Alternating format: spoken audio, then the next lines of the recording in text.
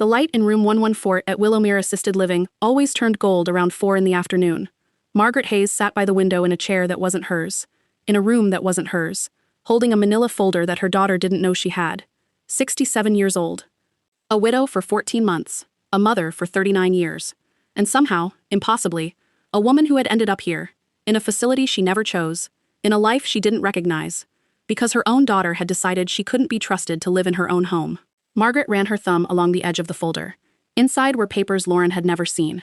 Papers signed in an office 3 towns over, on a Tuesday when Lauren believed her mother was at a hair appointment. She thought about the question people would ask if they knew the whole story.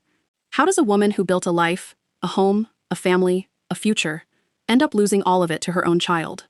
But that question had the wrong ending built into it, because Margaret hadn't lost anything. Not yet. Not the way Lauren thought. She looked out at the parking lot, at the ordinary Tuesday unfolding below. An aide walking to her car, a delivery van idling, a sprinkler ticking over a strip of grass that never quite grew in. And she thought about the moment, 3 weeks from now, when Lauren would sit across from an attorney and realize that the mother she'd underestimated had never stopped paying attention. There was a knock at the door. Renata, the aide who'd become something close to a friend, poked her head in with a small, warm smile. "You've got that look again, Margaret, the one where you're plotting something." "I'm an old woman looking out a window, Renata, that's all." Renata laughed, not fooled for a second, and let the door swing shut. Margaret closed the folder and slid it beneath a stack of crossword puzzle books on the nightstand, where it had lived undisturbed for 11 days. She had time. She had always had time. Lauren was the one who'd been in a hurry. This is the story of how that hurry cost her everything she thought she'd already won. 14 months earlier, none of this would have seemed possible. Margaret and David Hayes had spent 38 years building something steady. David sold industrial equipment for a living, unglamorous and reliable, the kind of job that never made anyone rich but never once let them down. Margaret taught middle school math for 22 years before retiring, the kind of teacher former students still recognized at the grocery store, still called Mrs. Hayes with something like reverence. Neither of them inherited money. Everything they had, they built by hand, one decision at a time, 1 year at a time. The house on Birchwood Lane was the first thing they bought together. A modest 3-bedroom with a wraparound porch that David rebuilt himself over 2 summers, teaching himself carpentry from library books, cursing at crooked boards in the June heat, while Margaret brought him lemonade and told him it looked crooked on purpose, like character. Over the following decades, they added 3 small rental duplexes across town, purchased one at a time, each one paid off before the next was bought. No debt, no shortcuts. Margaret managed the rentals herself. She knew every tenant's name, every leaking faucet, every lease renewal date, kept a ledger in her own handwriting long after software existed to do it for her, because she liked the feeling of the pen in her hand, the proof of her own diligence in ink. It wasn't just income to her. It was evidence, proof that a woman who grew up with very little, in a house where money was a constant, exhausting argument, could build a life so sturdy nothing could take it from her. Lauren was their only child, born when Margaret was 28. As a girl, she was affectionate and clever, prone to big feelings and bigger declarations. She once cried for an hour because a library book was due back before she'd finished it, then wrote the ending herself, in crayon, and stapled it to the last page. Margaret still had that book somewhere. As an adult, Lauren drifted. 3 different cities in her 20s. A string of jobs that never quite stuck. Retail management, a failed attempt at real estate licensing, a stint doing social media for a friend's boutique that closed within a year. A marriage that ended after 6 years, quietly, without much explanation given to her parents beyond, it just wasn't working. She called home often, usually needing something. Money for a security deposit, a co-signer on a car loan, a place to stay just until things stabilize, which once stretched to 4 months. Margaret always helped. That was what mothers did. She never once made Lauren feel small for asking. Never brought up the running tally she nonetheless kept, quietly, in the same part of her mind where she kept everything else. But there was a quieter pattern underneath the help, one Margaret didn't examine too closely at the time. Lauren rarely called just to talk, and every visit home, at some point, drifted toward a conversation about what her parents had, what it was worth, what would happen to it, someday. Usually framed as idle curiosity, a daughter's harmless wondering about the future. "You and Dad should really think about a trust," Lauren said once, at a Sunday dinner, apropos of nothing. "For tax purposes. I read an article." Margaret had smiled and said they'd look into it, and forgotten about it by dessert. She had no idea, back then, how much that curiosity would come to matter, or how carefully it was being filed away on the other side of the table. David died on a Thursday morning in March, collapsed in the garage while looking for a wrench. Cardiac arrest. He was 71. There was no warning. No goodbye. No time to prepare for a life that suddenly didn't include him. Margaret found him 20 minutes later, still holding the wrench, and the sound she made when she understood what she was looking at was one she never described to anyone, not even Diane. Margaret existed in a fog for weeks. Funeral arrangements, condolence casseroles stacking up in a refrigerator she couldn't bring herself to empty, the terrible new silence of a house built for 2 people now holding 1, the particular silence of a bed with 1 indentation instead of 2. Lauren came home within days and stayed. At first, it was exactly what Margaret needed. Lauren handled groceries, answered the door for delivery after delivery of flowers Margaret didn't have the strength to look at. She sat with Margaret through long, quiet evenings, sometimes saying nothing at all, just present, which was its own kind of mercy. She fielded calls from relatives so Margaret didn't have to repeat the same devastating sentence. He's gone. Yes, it was sudden. Over and over until the words lost all meaning. You don't have to do this alone, Mom, Lauren said, more than once, holding Margaret's hand across the kitchen table, and Margaret believed her, and was grateful in a way that made her chest ache.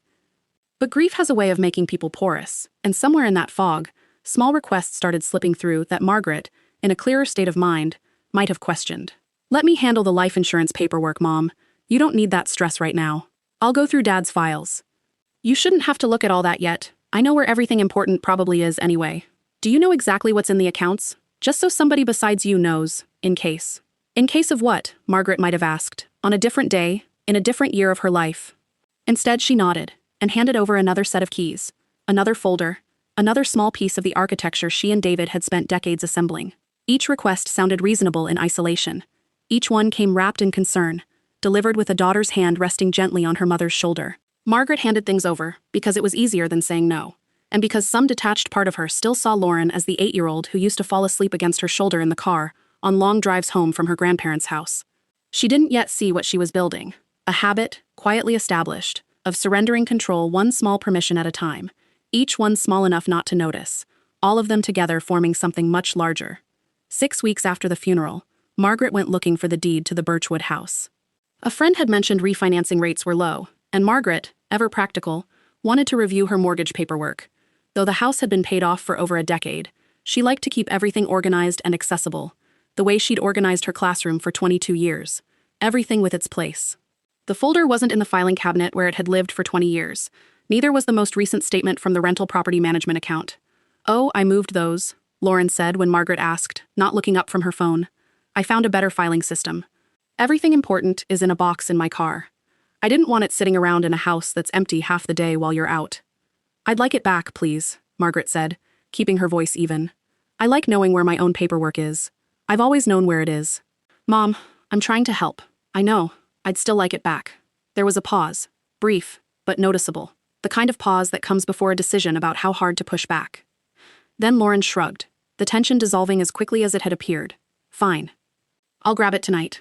Lauren returned the folder that evening, a little clipped in her tone, setting it down on the counter without meeting Margaret's eyes. Everything's there. I wasn't trying to hide anything. I never said you were. Margaret told herself it was nothing. Grief made people forgetful and disorganized. Maybe that applied to Lauren too, trying to manage her mother's affairs on top of her own life, her own 2 children, her own unraveling patience. She filed the papers away and didn't think about it again for weeks, but something in her had noted the exchange. Filed it, the way she filed everything, carefully, and where she could find it later. The comments started small enough that Margaret almost missed them. At a family dinner, Lauren mentioned to her aunt, Margaret's sister-in-law Pat, that Margaret had been having a hard time keeping track of things lately. Margaret, sitting 3 feet away, setting down a serving dish, hadn't had a hard time keeping track of anything. I'm sitting right here, Margaret said, more amused than alarmed, and I haven't had a hard time keeping track of anything. Lauren laughed it off, waving a hand. You know what I mean, Mom. It's been a lot, with everything. She changed the subject before Margaret could push further, steering Pat into a conversation about the holidays. A week later, Diane, Margaret's neighbor of 19 years, mentioned over the fence, watering can in hand, that Lauren had asked her to keep an eye on things, because Margaret had seemed a little forgetful lately. Forgetful how? Margaret asked, and Diane, to her credit, looked uncomfortable. I don't know, honestly. She didn't give specifics. I just said of course, because, well, you're my friend, Margaret. I'd keep an eye on things regardless. Margaret hadn't forgotten anything. She'd missed one call from Diane, on a day she'd been at the dentist, and called back within the hour. Then, over dinner one evening, Lauren said it directly for the first time. I've been thinking, Mom, maybe you're doing too much. 3 properties. This whole house. It's a lot for one person. I've managed it for 20 years, Lauren. With Dad, it's different now. It's different because I'm alone in the house.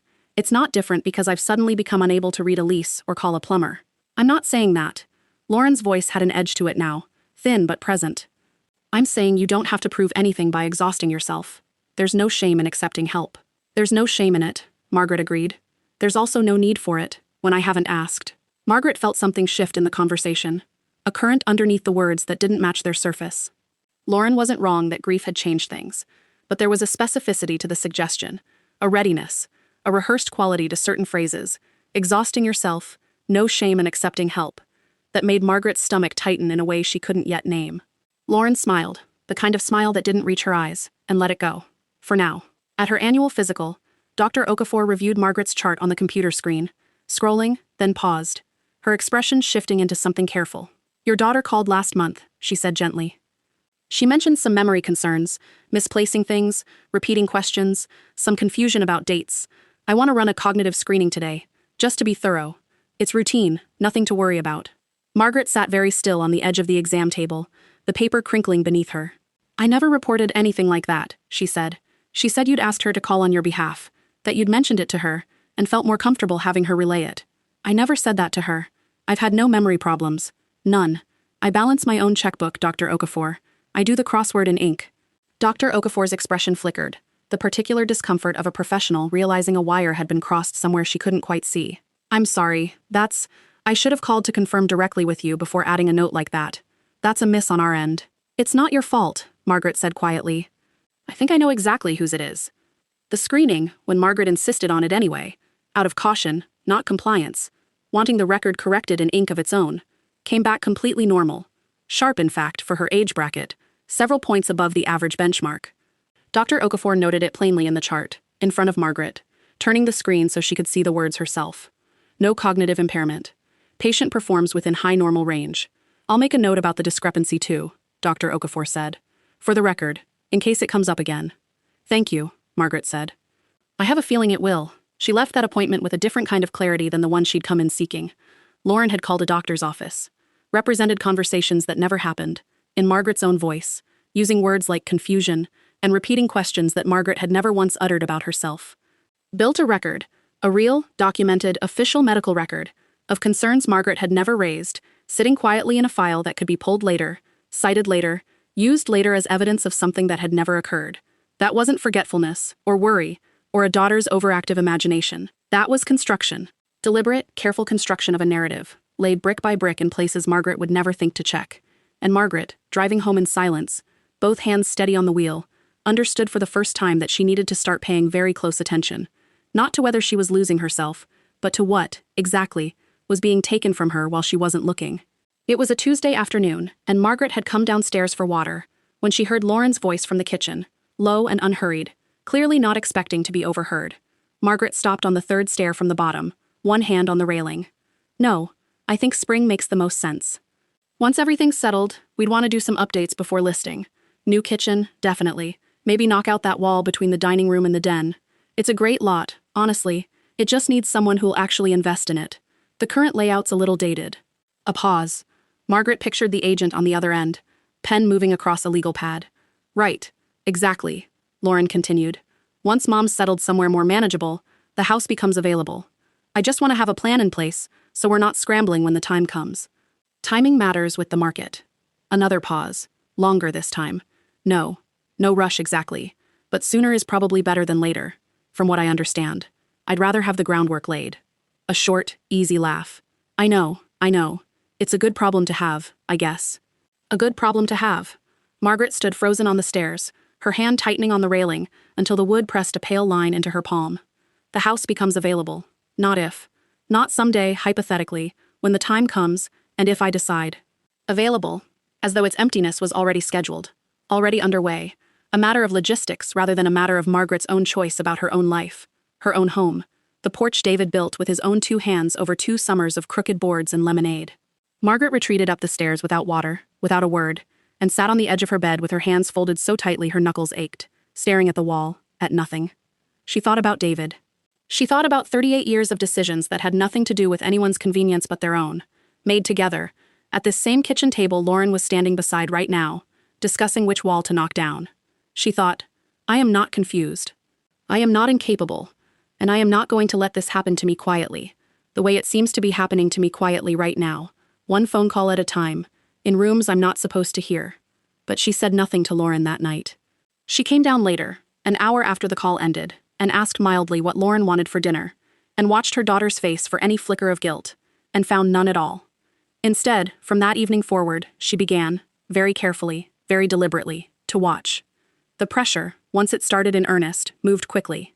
Lauren brought up just looking into options for assisted living, framing it as something reasonable people did. Not a decision, just information gathering. The responsible thing, really, for any family with an aging parent. She brought brochures, glossy and cheerful, photographs of silver-haired couples playing cards under soft lighting. She mentioned, more than once, how much easier everyone's lives would be if Margaret had support nearby. How it would give her peace of mind, a phrase she used so often it started to sound rehearsed. Margaret listened to all of it, nodded where nodding cost her nothing, and refused, gently but firmly, every time. Then came the stove. Margaret had left a pot of water on the burner one afternoon, gone to answer the door for a delivery, and gotten pulled into a longer conversation with the mail carrier about a package that required a signature and a missing neighbor 2 doors down. 15 minutes, perhaps 20. By the time she came back inside, the pot had boiled dry and scorched slightly against the bottom. No fire, no smoke damage, no danger beyond a ruined pot and a faint smell of burnt metal that cleared within the hour once she'd opened a window. Lauren arrived an hour later. Margaret hadn't called her. She never learned exactly how Lauren knew to come, and reacted as though she'd discovered a disaster scene. She stood in the kitchen doorway with a hand pressed to her chest. Mom, this could have burned the house down. This is exactly what I've been worried about. I got distracted for 15 minutes, Lauren. That happens to everyone. It happened to you last month with the toaster. You told me yourself. That's different. How is it different? It just is. Lauren's voice climbed slightly, the particular pitch of someone building a case rather than having a conversation. It's not just this. It's everything. The doctor's screening, the missing paperwork, this. I think it's time we talk seriously about somewhere safer. Just temporarily, while we figure out a long-term plan. There is no long-term plan to figure out, Lauren. I live here. This is my home. Mom, please, just hear me out. Lauren sat down across from her, took her hand, and softened her voice into something almost pleading. Willowmere has a beautiful short-term suite. I looked into it. You'd still have the house. Nothing's changing permanently. I promise you that. I just need to know you're safe, while I handle a few repairs around here. The porch railing's loose. There's that leak in the upstairs bathroom. Let me take care of it properly, without worrying about you here alone while contractors are in and out. Margaret studied her daughter's face for a long moment. The earnestness in it, real or performed, she genuinely couldn't say anymore, and that uncertainty was its own small grief. Exhausted, and increasingly aware that resisting only escalated Lauren's urgency, sharpened the doctor's calls, and multiplied the brochures, Margaret made a calculated decision of her own. She agreed, temporarily, to watch, from a different vantage point, exactly what her daughter intended to do with the space she'd be given. All right, Margaret said. Temporarily, while the repairs are done. Lauren's shoulders dropped with relief, and something in her eyes, brief, unguarded, gone before Margaret could name it, looked less like gratitude and more like triumph. Margaret packed her own suitcase that night, alone, in the bedroom she'd shared with David for 38 years. She did not pack the folder that mattered most, the one containing the deed and the property records she'd quietly retrieved from Lauren's box weeks earlier and copied, twice, storing the originals somewhere Lauren would never think to look. Willowmere was clean, well-staffed, and not at all the grim place Margaret had braced herself for. Within 2 weeks, she'd struck up a friendship with Frank Delacroix, a retired postal worker 2 doors down with a dry sense of humor, a chessboard he was determined to teach her, and zero patience for nonsense of any kind. You don't strike me as a woman who needs looking after, Frank told her over their second game, studying the board rather than her. You strike me as a woman somebody wants out of the way. That's a strange thing to say to someone you've known for 2 weeks. I've been here 3 years. You get good at reading people fast, or you get run over by the ones who aren't what they seem. Margaret said nothing, but she moved her bishop with a little more care after that. It was Renata, though, the soft-spoken aide who treated every resident like a person rather than a task, who confirmed what Frank had only guessed at. Your daughter called the front office again yesterday, Renata said one afternoon, refreshing Margaret's water pitcher without much thought behind the words. Asked about our long-term placement paperwork, the permanent resident forms, not the short-term guest agreement you signed. I told her I'd have someone from admissions call her back, since that's not really my department. Margaret kept her face carefully neutral, folding her hands in her lap. Did she say why she needed those particular forms? Just that she wanted to get ahead of things. I figured you two had already talked about it. Sorry, I probably shouldn't have assumed. They had not. Margaret sat with that information for the rest of the afternoon, turning it over slowly, the way she'd once graded a stack of math tests. Patiently, methodically, looking for where the numbers didn't add up. There was no version of temporary that required permanent placement paperwork 3 weeks in. There was no version of just until the repairs are done that involved kitchen renovation plans and a real estate agent's timeline, discussed months before any of this began. That evening, over the chessboard, Frank watched her lose 2 pieces in a row to moves she'd normally have seen coming a mile off. "You're somewhere else tonight," he said. "I'm exactly where I need to be," Margaret said. For the first time in a while, she understood now, with a clarity that felt almost peaceful after weeks of uncertainty, exactly what she was dealing with. Not a daughter overwhelmed with worry, making clumsy, well-meaning mistakes. A daughter who had already decided how this story ended, and simply hadn't told her mother the ending yet. Fine, Margaret thought, setting her king back on its square.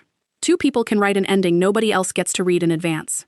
Margaret asked Renata, casually, whether visitors ever came and went from Willowmere for outside appointments. They did, regularly. Dentist visits, specialist consultations, nothing unusual, nothing that required a family member's permission for a resident who'd signed herself in voluntarily and remained, by every legal measure, fully independent. The following week, Margaret had Renata help arrange a ride to what she described simply as a follow-up appointment. It was, in fact, a visit to Warren Pruitt, the attorney who'd handled David's estate for decades and who had known Margaret nearly as long as he'd known David. Warren's office smelled the way it always had, old paper and coffee, and he rose from behind his desk the moment she walked in, genuine warmth in his face. "Margaret, it's been too long. I was sorry to hear you'd moved to Willowmere. I hope everything's all right." "That," Margaret said, sitting down across from him, "is exactly what I'm here to discuss." Warren didn't need convincing that Margaret was of sound mind. Their conversation alone made that obvious within the first 10 minutes. She recalled dates, figures, clauses from documents he hadn't looked at in years, faster than he could himself. But Margaret insisted on something further. An independent cognitive and capacity evaluation from a geriatric specialist Warren recommended, conducted and documented entirely outside of Lauren's knowledge or influence. She wanted no ambiguity, no room for anyone to later claim the decisions she was about to make weren't fully, competently hers. "You understand why I'm asking for this," Margaret told the specialist, a calm, unhurried woman named Dr. Marsh, during the evaluation. "I need there to be no question later. None. Most people who need this evaluation," Dr. Marsh said gently, "don't understand why they need it. The fact that you do tells me quite a lot already." The evaluation confirmed what the earlier screening had. Margaret's cognition was excellent for her age. Sharp, clear, fully capable of managing her own affairs, her own future, her own house. With that foundation in place, Margaret and Warren began the real work, over 3 separate sessions spread across a month, each one requiring another quiet arrangement with Renata, another appointment Lauren never thought to question. They restructured her estate plan, not out of anger, out of clarity. She placed the Birchwood house and the 3 rental properties into a trust, removing them from the simple, easily assumed inheritance Lauren had likely been imagining for months, maybe years. She thought carefully, in long conversations that sometimes left her drained for the rest of the day, about what she actually wanted her life's work to mean once she was gone, and who had actually shown up for her, honestly and without agenda, versus who had simply assumed they were owed something because of blood alone. She thought about Diane, who visited every single week without fail, who never once asked about the house or the properties, or what Margaret intended to do with any of it. She thought about David, and what he would have wanted his name attached to, decades from now, long after either of them was around to see it. She did not tell Warren the full emotional reasoning behind every provision. Some of it she kept for herself, the way she'd always kept the parts of herself that mattered most. "You understand," Warren said gently, near the end of their final session, sliding the finished documents across the desk, "that once this is signed, it's done. No one can undo it without your explicit, ongoing involvement. This isn't something Lauren can contest easily, given the evaluation on file, but it also isn't something you can walk back on a whim, 6 months from now, out of guilt." "I understand completely," Margaret said, picking up the pen. "For the first time in months, I understand everything." She signed on a Tuesday, while Lauren believed she was at a hair appointment. While Margaret quietly rebuilt her future, Lauren was busy building hers on a foundation she assumed was already secure. She met with a contractor about the kitchen renovation for after Mom settled, walking him through the space with a confidence that didn't belong to her yet, gesturing at walls that weren't hers to knock down. She mentioned to her own 2 children, casually at dinner, that they might be moving into Grandma's old house within the year. Bigger yard, better school district, plenty of room to finally spread out. Her children, 12 and 15, exchanged a look across the table that Lauren didn't catch, or chose not to. "What about Grandma?" her 15-year-old asked, pushing food around her plate. "Grandma's going to stay somewhere she's taken care of," Lauren said. "This is just being practical, sweetheart." Lauren told herself, repeatedly, in the quiet moments when doubt tried to surface, that this was simply practical. Margaret was getting older. Someone needed to manage things before they became a crisis. She was the only child. Of course it would eventually be hers. That was simply how these things worked. She'd spent years being the one who showed up, who called, who visited, while her own life stayed comparatively unstable, comparatively behind. Didn't that count for something? Didn't stability, finally, after everything, deserve a foundation to stand on? She didn't examine too closely why she needed her mother settled in long-term care to feel that stability, rather than simply waiting, the way any other daughter would, for her mother's natural, eventual choices about her own future. She visited Willowmere occasionally, always briskly, always with an agenda disguised as concern. "Just checking on the paperwork transition, Mom. Just making sure everything's smooth for you." She'd stay 20 minutes, sometimes less, her eyes drifting to her phone, her mind clearly already back at the house, back at the contractor's estimate, back at the future she was assembling piece by piece. Margaret, for her part, played the role Lauren expected. A little tired, a little compliant, agreeable in the small, unimportant decisions, careful never to reveal how closely she was tracking every visit, every comment, every unguarded remark about when the house is available, or once things are settled. "You seem good today, Mom," Lauren said during one visit, almost surprised. "I feel very good," Margaret said, and meant it, in a way Lauren entirely misunderstood. Lauren left each visit more confident than the last. She had no idea her mother had been writing everything down, dates, phrases, contractor names Lauren had mentioned without thinking, in a small notebook Renata kept safe for her in a drawer that wasn't Margaret's room. The letter from Warren Pruitt's office arrived at Lauren's home 3 months after Margaret moved to Willowmere. "Routine estate review. Your presence requested." Lauren read it standing in her kitchen and felt, if anything, relief. She read it as exactly what it claimed to be. A formality. Paperwork. The kind of dull administrative task that came with an aging parent's affairs finally being sorted out properly. She arrived at the office in a blazer, 10 minutes early, mentally already rehearsing which contractor to call first once this was done, already picturing the kitchen with the wall knocked out. Margaret was already seated when Lauren walked in, composed, dressed simply in blue, hands folded in her lap, looking, Lauren would think later, more clear-eyed than she had in over a year. Warren sat across from them both, a folder in front of him considerably thicker than Lauren had anticipated for something described as routine. "Thank you both for coming," Warren said, opening the folder with the unhurried precision of a man who had done this many times before. "Margaret has asked me to walk through some updates to her estate plan, made 3 months ago, while she was, as documented by an independent evaluation on file, in full possession of her faculties." Lauren's expression shifted, almost imperceptibly, a small crease appearing between her brows. "Updates? I didn't realize we were... Okay, that's fine. What kind of updates?" "The Birchwood property and the 3 rental properties have been placed into an irrevocable trust." "A trust? Okay, that's fine. That's just standard, right? For tax purposes." "I'd still..." "The immediate primary beneficiaries," Warren continued, evenly, not unkindly, "are the David Hayes Memorial Scholarship Fund, established for local students pursuing trade education, and Diane Whitfield." The room went very still. "Diane," Lauren repeated, the word coming out flat, almost disbelieving. "The neighbor." "Lauren," Margaret said quietly, and it was the first time she'd spoken since Lauren walked in. "You are named in the trust, as a contingent beneficiary. This isn't nothing. I need you to understand that before you say anything else." "Contingent on what?" Lauren's voice had gone thin, stripped of the confidence she'd walked in with. Margaret looked at her daughter, not with triumph, not with cruelty, but with the steady clarity of someone who had finally stopped pretending not to see what was directly in front of her. "In 18 months, she said, "of actually being my daughter, not managing my paperwork, not asking the front desk about long-term placement forms 3 weeks after I arrived, temporarily, for repairs that were never actually happening, not discussing which wall to knock down in a house I hadn't left yet. Being present, honestly, in my life, verified yes, because I no longer trust assumptions where you're concerned, and I think somewhere in yourself, you understand exactly why. If, at the end of 18 months, that's real, the terms adjust in your favor. If it isn't, they don't. and the trust proceeds as written. Lauren sat frozen for a long moment, color draining from her face, and then something in her composure cracked all at once.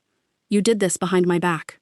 You put me in a nursing home behind my back, Margaret said, still quiet, still even, though her hands had tightened in her lap. You called my doctor and invented conversations we never had. I have that on record now, Lauren, corrected in my chart. You told your children they'd be moving into my house before I'd made a single decision about my own future. You discussed renovation timelines and listing dates while I was still living there. I heard you, Lauren.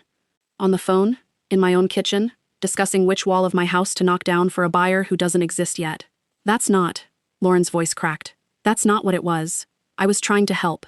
I was trying to get ahead of things before they became a crisis. Before you. Before I what? Margaret's voice, for the first time, sharpened, though it never rose. Before I became confused, I was never confused. I have never once, in this entire process, been confused about anything, including exactly what you were doing and exactly when you started doing it. What I was trusting. That's different. That's a choice I made about you, and it was the wrong one, and I'm allowed to say that.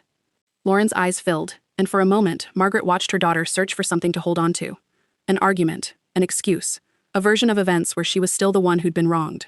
I'm not finished, Margaret said, and something in her tone made even Warren go still in his chair.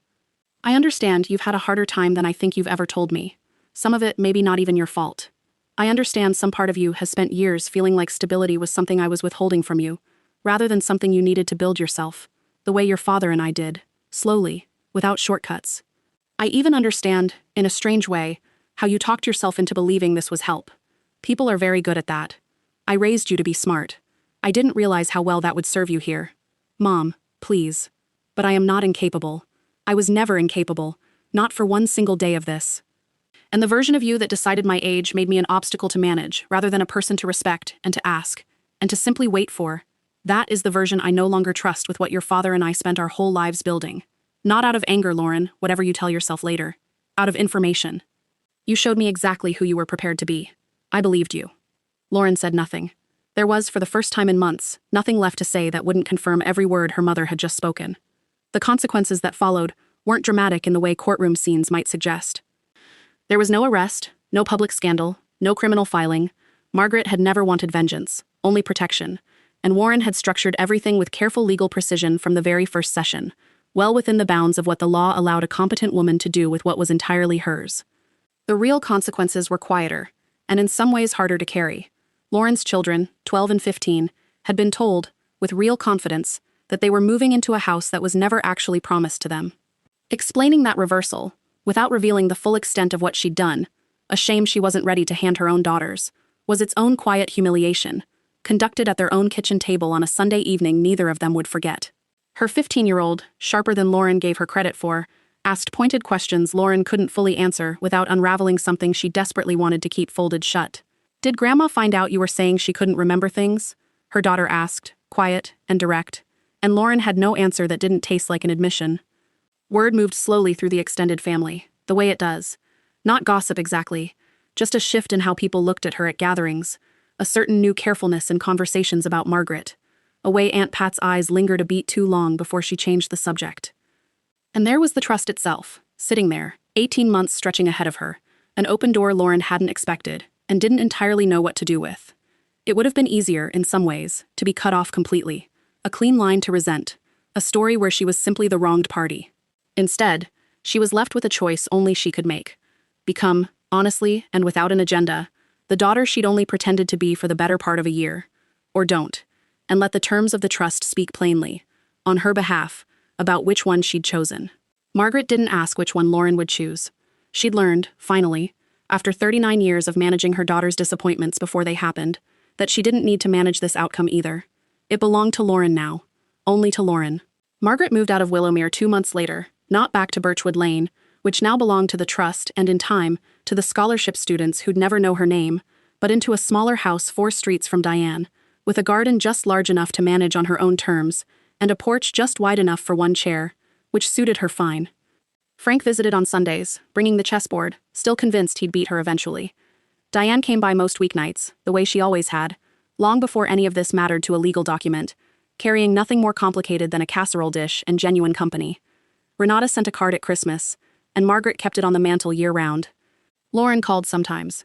Not often, and not without effort visible in every word. But she called.